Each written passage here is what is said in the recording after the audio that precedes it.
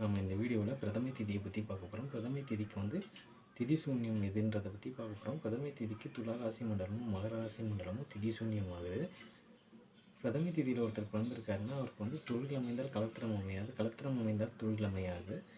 ஒரு மனிதன் வந்து தொழிலாலும் கலத்திரத்தாலும் வெற்றி பெற முடியவில்லைன்னா அவர் வந்து பிரதமை திதின்னு சொல்லிடலாம். நம்ம பிரதமை திதியில் பிறந்தவங்க கலத்திரத்தை முன்னிறுத்தி எந்த வேலையும் செய்யக்கூடாது. கணவன் மனைவி ஒரு பார்ட்னர்ஷிப்பில் ஒரு வேலை செய்கிறேன்னா அதை செய்யக்கூடாது.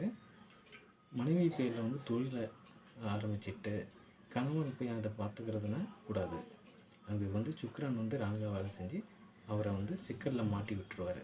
சரிங்களா? ஒரு சிலருக்கு வந்து குடும்பம் வந்து நல்லா சிறப்பாக இருக்கும், ஆனால் வந்து தொழில் சிறப்பாக இருக்காது. ஏன்னா அங்கே சனி பகவான் வந்து வேலை செய்யவில்லைன்னு நம்ம புரிஞ்சுக்கணும்.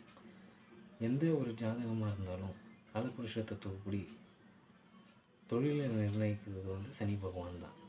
அந்த தொழில் வளரணுமா வேணாமான்றதை வந்து சூரிய பகவான் தான் நிர்ணயிக்கிறார். ஒரு ஜாதகருக்கு எந்த ஒரு ஜாதகராக இருந்தாலும் அவருக்கு வந்து சிம்ம ராசி மண்டலம், மகர ராசி மண்டலம், கும்பராசி மண்டலம், இந்த 3 ராசி மண்டலமும் திதி சூன்யமோ முடக்கோ எதுவும் ஆகியிருக்கக்கூடாது. அப்படி ஏதோ முடக்கோ திதி சூன்யமோ ஆகியிருந்தால் அந்த ஜாதகர் வந்து தொழிலால் மிகவும் சிரமப்படுவார். ரிஷபராசி மண்டலமோ துளாராசி மண்டலமோ திதி சூன்யமோ முடக்கோ ஆயிருந்தால் அந்த ஜாதகர் வந்து கலத்திரத்தால் துன்பப்படுவார். இவங்களுக்கு வந்து பிரதமை திதியில் பிறந்தவங்க கணவனாக இருந்தால் மனைவி மேலேயோ, மனைவியாக இருந்தால் கணவன் மேலேயோ சந்தேகம் இருந்துக்கிட்டே இருக்கும். சரிங்களா? இப்போ உங்களுக்கு வந்து ஜாதகம் பார்க்கும்போது வந்து பிரதான திதி சூன்யம் எதுன்றதை வந்து நம்ம வந்து சொல்லிடலாம். அதுக்கான கோவில்களும் கொடுத்துடலாம். பிரதமை திதியை நம்ம ரெடி செஞ்சிடலாம். நன்றி.